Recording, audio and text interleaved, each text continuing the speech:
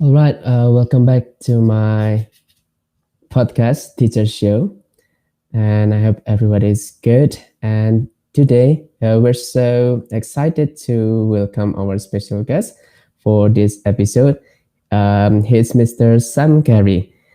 Let me give you a brief introduction for Sam. So, Mr. Sam is the founder and CEO of the New Tech Classroom. He began his career in public education in 2010 as a Teach for America Corps member in Richmond, California. He taught middle school in the Bay Area of the next decade, and during that time was also lead instructional coach at Breakthrough SF, co-chair of the Humanities Department, grade level team leader, and faculty representatives to the board of trustees. And now he works full-time supporting hundreds of thousands of teachers around the world with strategic technology integrations through his YouTube channel, blog, webinars, workshop, and online course. So, without ado, let's welcome Mr. Sam. Hey Felix, Hi, thanks for that Mr. Sam introduction. Thanks for having me on the Yeah. show. I'm so thrilled to have a conversation with you today, Mr. Sam. And thank you very much for the time that you provide have this conversation. Thank you so much, and good evening. Of course, good evening, and I'm glad to be here. Thanks for inviting me. Great. So, um, in this podcast, I titled my video. It's about educational technology, and because you're expert on that, we will have some conversation, and we'll just ask some questions for you, and for all the audience, ask any questions, and we can try to answer. Would you like to introduce yourself again? Because I read this from your website. So for the audience, I will provide any information on the description box later after this podcast. So please. Sure. No, it was a great introduction, Felix. Thank you. Only not much to add to it. I'm the founder and CEO of the New Ed Tech Classroom. I taught for 10 years in middle school all around the San Francisco Bay Area. And like you mentioned, I now work full-time supporting teachers around the world with technology integration. And that just comes from a passion for education in general and a belief that we need to be integrating technology in order to make sure that the education that we are providing students is relevant and is going to prepare them for their future. So that's really what drives me. And I'm excited to share that passion with others and show other teachers how they can use technology in meaningful ways in their classrooms. Great. Thanks so much, Mr. Sam. So, Mr. Sam, yeah, just while I'm using my searching for, because it's the pandemic, it forces to teach virtually. That's why I tried to find any source and found your channel. So, Mr. Sam, see that your first video was uploaded exactly when the pandemic was started. Is that true, Mr. Sam? No, I started my YouTube channel about 2 years ago. So it was not quite a year before the pandemic. Mm-hmm. Okay, yeah. So, Mr. Sam, first question I want to ask you is, what did inspire you to start your YouTube channel? That's a great question. There's a lot of factors involved in that decision to start a YouTube channel. One of them is obviously around the mission of the project that I'm doing, right? So that is to show teachers how to use technology and how to use technology in meaningful, purposeful ways. And I had personally experienced that in my own classroom. I had worked with a lot of teachers, coaching teachers, and had experienced transformation in their classrooms. And I wanted to share that with a wider audience. So at that point, I had already been sharing at conferences and doing presentations and professional developments at my school. But I recognized that video is a medium through which you can reach people all around the world, right? The way that I was able to reach you and teach you. And so I recognized that I could have a much wider voice. And for me, using technology really it reignited my passion for education in a way that I needed. And I knew that if other teachers could see how it could be done in a particular way, not just putting a student in front of a computer, but having them do meaningful things when they're in front of a computer and using it to achieve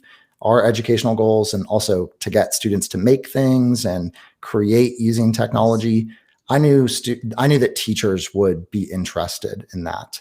So there's that side of it. And then there's also the side where I wanted to become essentially an education entrepreneur, and I wanted to make some additional income. I wanted to have my own kind of personal brand and start building that and working towards that, as a lot of people do who start YouTube channels. So there was also a side of it where I was looking to grow a side hustle. Essentially, that's what we call it. Everybody's got a side hustle these days to bring in some extra money, and it just happened to turn into a full-time gig. So there were a lot of factors that motivated me to do it, for sure. Good. That is so interesting. And why do you choose YouTube as the platform that you want your ideas, Mr. Sam? That's a great question too.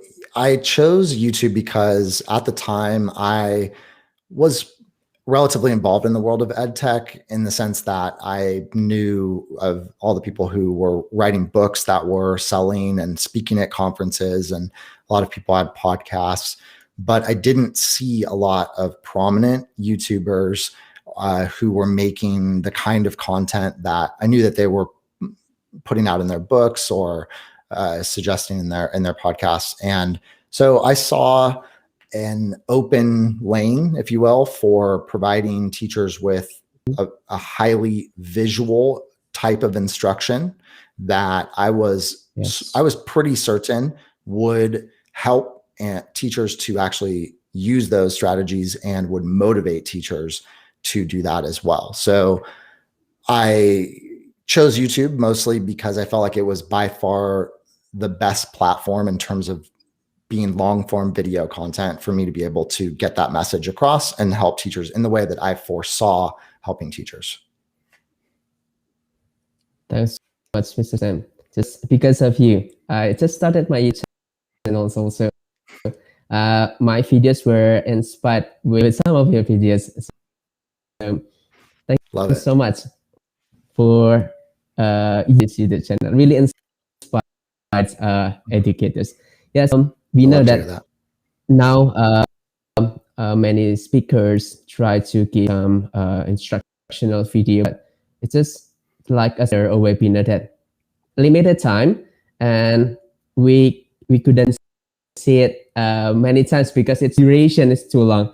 That's your idea to make it a short instructional video that I can rewatch it at any time I want. So educators in this pandemic really helps. Absolutely. Yeah. The next question that I want to ask you is,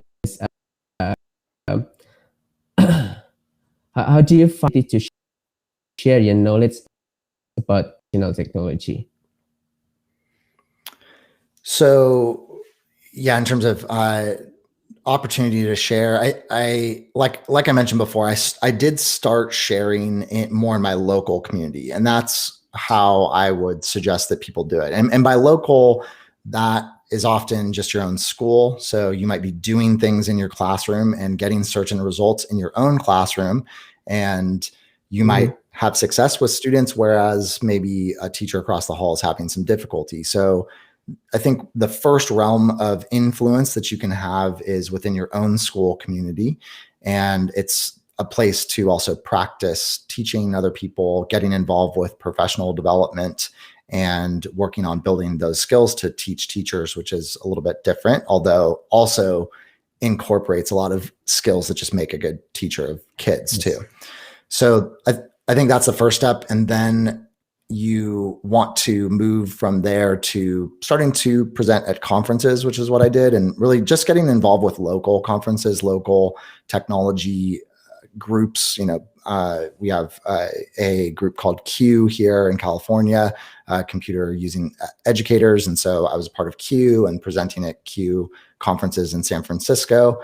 And from there, it just can sort of grow, and you'll learn about more opportunities. And the more people you meet in the community, the more you'll learn about opportunities to present a proposal, to go present at another conference. And it was just the culmination of those types of activities and things that I was participating in that led me to decide, hey, let's try putting this stuff out there to an even wider audience. But I actually had no audience for a while. It was like I was telling you before the show, I was just making content that nobody was watching for a little while. Okay. Yes, lovely. So Sam, I want to know that you started this YouTube channels about. Is it the time that you were still teaching students? Yes. Yeah. Yeah. So I was doing it just as a side thing. Okay. So are your students know that's a YouTube channel? Oh yeah. Yeah, definitely. Yeah. That's interesting because when I started to make my students are the first subscribers, because first of all I just share my math rulers that they can solve some things, and they're interested when the teachers become YouTubers. What about you, Mr. Sam? Yeah, I definitely was very open and transparent about that with my students. One of the ways that I get kids to create and be creative with technology is show what I do with it. And that's actually what I love about bringing creative technology into the classroom, is that it actually motivated me to do more of that myself in my own personal life and work on building a business using a lot of these technology tools as well. And so a lot of the things that I do for my own personal brand, like graphic design and website design and even green screening and things like that, I would do with my students. Yes. And I would show them like, hey, look at this YouTube video I made with this green screen. We're going to make one too. And yes. So yeah, they definitely know. That's awesome. Yeah. Honestly, my students also really, they are really curious about what I'm doing, and that, Mr. How do you make that? And right. Surprisingly, with making a YouTube channels, he's still only fourth grade and started to make. Though maybe it's still a game, but he uses using also like Canva to make video. So how actually this also it affects to students. Right, because you're showing them an authentic tool, right? Canva, to make a graphic, that you can then have as a template for a video, or some of the skills that you're learning, I'm sure, with a YouTube channel with video editing. You can teach students that, and students recognize that that's something that is valuable and something that they can take beyond their own personal or your own classroom and use it right in their own lives later. So I think using technology in that way infuses your classroom with meaning and purpose that kids understand inherently. You have to work so much less to engage students and do all these tricks to get them to want to learn, because they understand that it's important and meaningful and that it's kind of cool. Yes, of course. And um, Mr. Sam, I also found one others YouTube channel that you created specifically for students. Is that true, Mr. Sam? Yeah, that's true. Yeah, New Ed Tech Classroom student tutorials. Mm-hmm. Yeah. It's just now you have two channels that you use. Yeah, so I don't know exactly how it works for you, but in the U.S., they're very strict about what you can play for students, and oftentimes Oh, I channels are see. blocked if they have ads playing on them, Okay. things like that. And even in YouTube, you cannot make content that is supposed to be directed to students. You can get demonetized for that, where you would no longer be able to make ad revenue. Mm-hmm. So I just wanted to set up something that was totally different, that was that compliant with the US laws for privacy, and so it doesn't collect data. You can't leave comments on videos. It doesn't play targeted ads and things like that. Yeah, So it's just separate from the channel that I use more for my business. So I just wanted to provide I a see. resource for teachers. Yeah. Uh, Next questions for you, Mr. Sam. Wait a minute.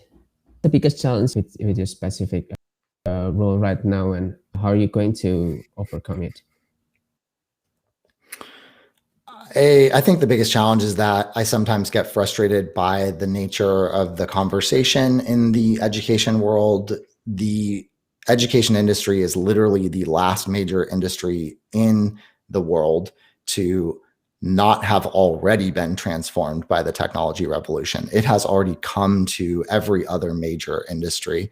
And I sometimes get frustrated that we're still having the debate about whether we should use technology in education. I wish that the conversation was more about how we can do it well. We recognize that technology plays a significant Yes. role in our lives, will continue to do so, much more so in the future. So to me, the debate should be already over and done with. I'd rather have another conversation. But at least in the US, we are still very much living in a educational world where it's not universally accepted that we should be integrating technology in education. So I'm still feeling like I have to actually just make that argument. And so, that can be a little Mhm. bit challenging at times.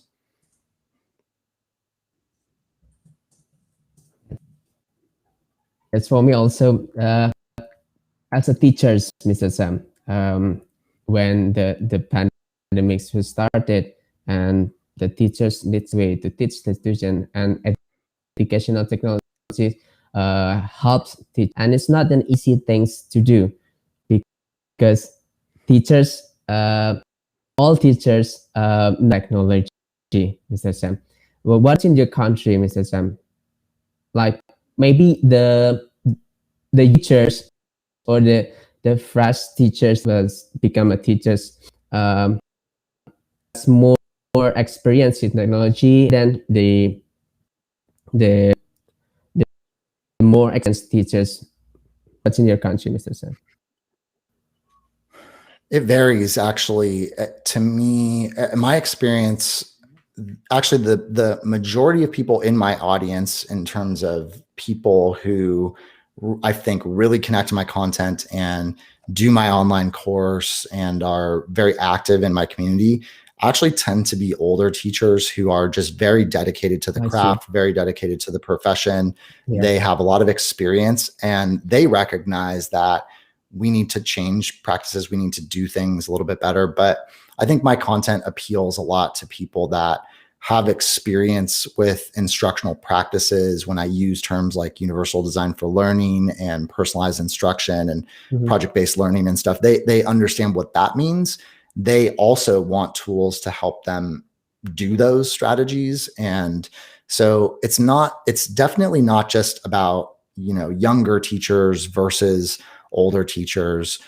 I think it's really mixed there. Yeah. I've met and known lots of younger teachers who are very willing to embrace different tools and try things out. And then I've also met lots of younger teachers who are not. So it's not, I can't make any kind of general assumption, but I will say that there are lots of older teachers who are definitely very interested in learning how to innovate and just upgrade and update practices and continue to provide a relevant education and be the best teacher they can.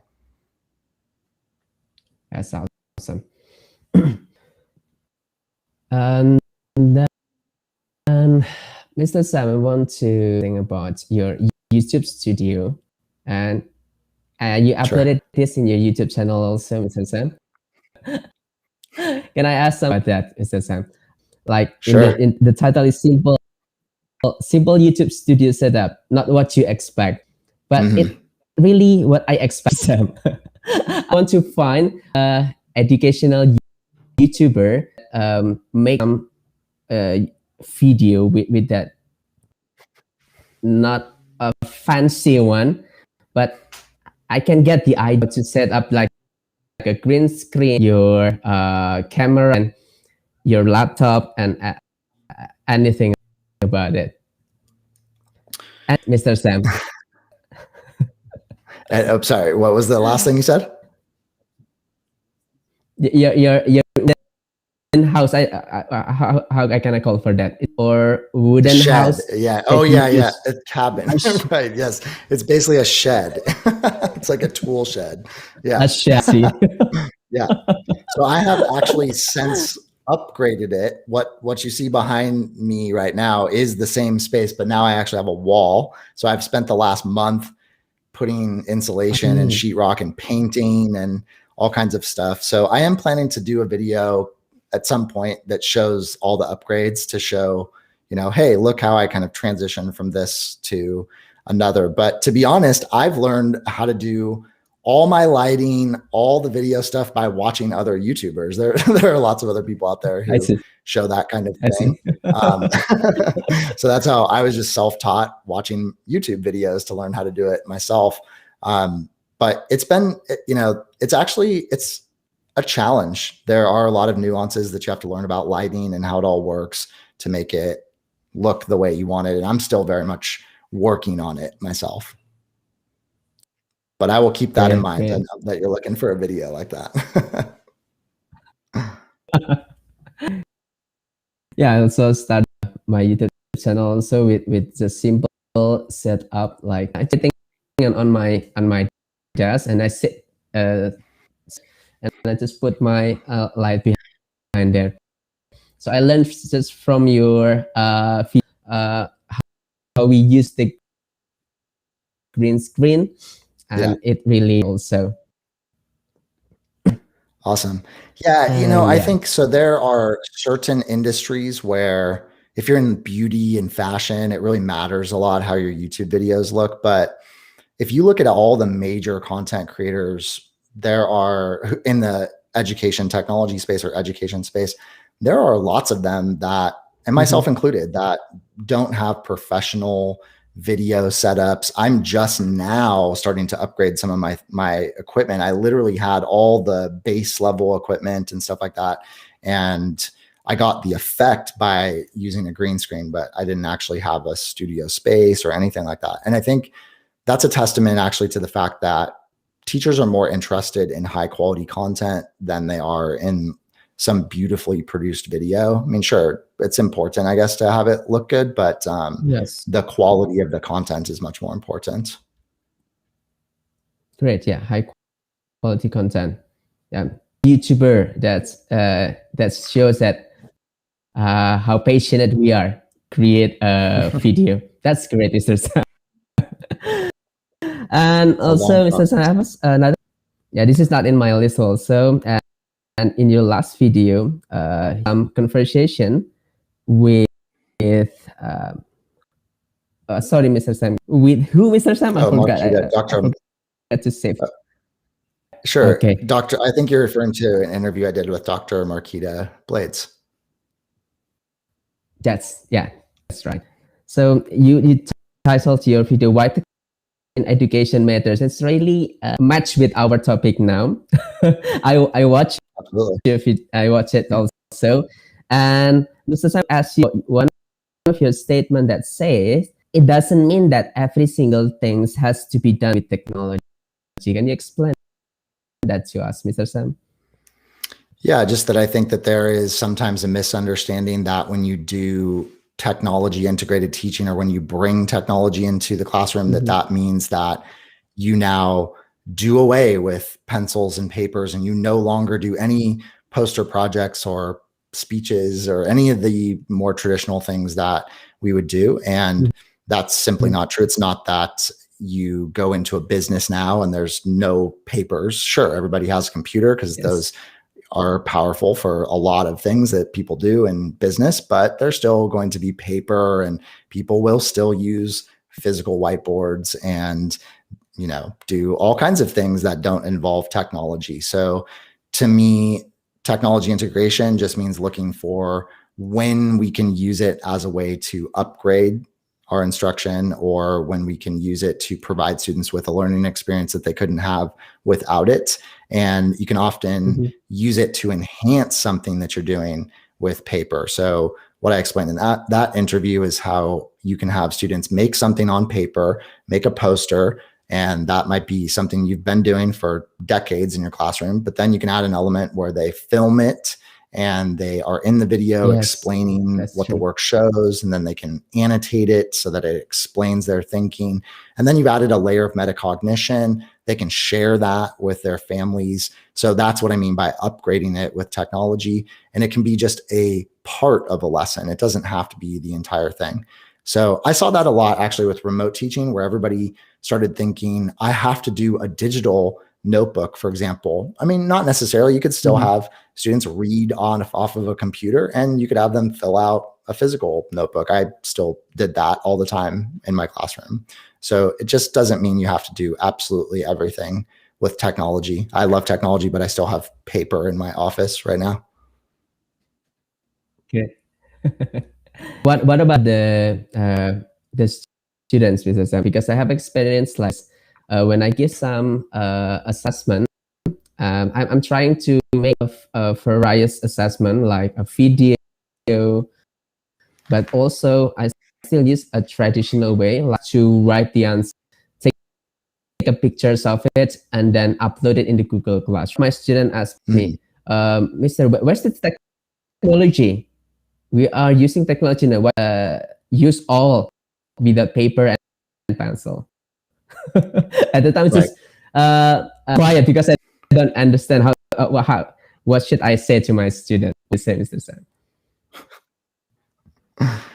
What do you say to the student who says, why don't we do everything with technology? So I think so I have a kind of a rule that I try to follow with students, where if I can't explain to students why we are doing something, then I need to evaluate that practice. And actually, so much of what we do in education is I just do it because that's how it was done, or that I was trained that way, or I expect it to be that way. But if you actually try to go explain why is it done that way, it doesn't make a lot of sense.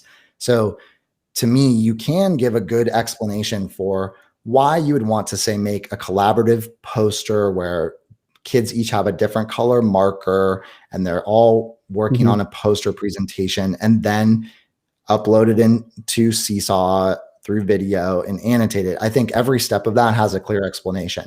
But if you are doing something just for the sake of doing something, and actually you can't explain it, then, you know, it maybe is worth thinking, do I cut that step out? Maybe we don't need to do it on paper first. Maybe we do just do the digital version because it's actually a more efficient way to achieve what we're trying to achieve. And if students perceive that, then it's probably true.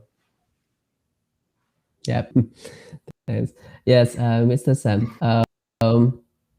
And also, I watched your video about the bloopers. And for me, as a teacher, it's just some like encourage as a creator, because sometimes I admit that to start creating something that you want to share to people, fear of opinion sometimes just comes, and for the teachers also think that I'm not I'm not supposed to do this. what what Right. what is the best solution for this, Mr. Sam? Yeah, I definitely have experienced tons of hesitation and fear, right, of people's opinion, and I'm a perfectionist, so particularly when I was first making videos, I would spend way too much time reshooting things and re-editing things. I was so worried about how it would be perceived, and it had to be absolutely perfect. Even now when I look back at what I thought was my perfect version, it's still not very good, because that's just the nature of when you are starting something new. You're never going to do well Yes. at it in the beginning. It's video and video content and YouTubing or putting yourself out there in any way is something that you have to learn by doing. It's not something you learn by just observing or reading about it. So I would say that the teaching community is actually quite forgiving, particularly to other teachers. They're not really out there judging so much when it's another teacher that's trying to help out other teachers by sharing ideas. You can get away with a lot of mistakes and not making great content. And like you say, if you actually own up to the fact that you're a human too, and just like everybody else, you make mistakes. I make all kinds of dumb mistakes. That's what I was trying to show in the video. That I think also makes it feel more comfortable for other people, because I think when teachers are thinking about trying to bring new practices in, there's some anxiety about messing up or not knowing how to do something. And here I am, supposedly a technology expert, and I'm messing up too. So it's everybody does it. So I think the best thing to do is just kind of try to set that aside and just keep pushing forward with putting your things out there, and trust that teachers are generally a very forgiving bunch, and they're going to appreciate the fact that you're trying to help out. Wow, that's awesome, Mr. Sam. So, Mr. I just want to share my story about this Yeah, I'd love podcast to hear it. actually, because I watched your video, and I just have an idea to have a conversation with you. But uh, be honest, I'm so nervous, and then just try to be tough to invite you to my podcast. That's the time when I send my message with messengers. At that time, I really what if he replied my message? I talked. It's okay. Just talk to him and prepare everything, and then podcast seriously, because he's from is a professional teacher, professional coach. You have to prepare, and then I really wait your reply, Mr. San, that time. And yes, you reply, and it's been an honor for me to have a conversation with you, Mr. Sam. Absolutely. I'm just a regular person, really. I feel exactly the same you do when I'm bringing a guest on. I'm super nervous about it, and that's totally just natural. Thank you. And yeah, it brings us to the last. I just want to know, what do you want? Do you have something to say to all teachers and students out there in these hard times for us and to learn, Mr. Sam? Yeah. So I want to actually just bring everybody's attention back for a moment to ancient times and to the Stoic philosophy, particularly Marcus Aurelius, who was an advocate for this idea that in great challenges, there are also great opportunities. And I think that that can be something that's very difficult to see in the moment, but as people who have lived through this current experience, particularly students who had to graduate during school closures. I mean, that is a significant life-altering challenge.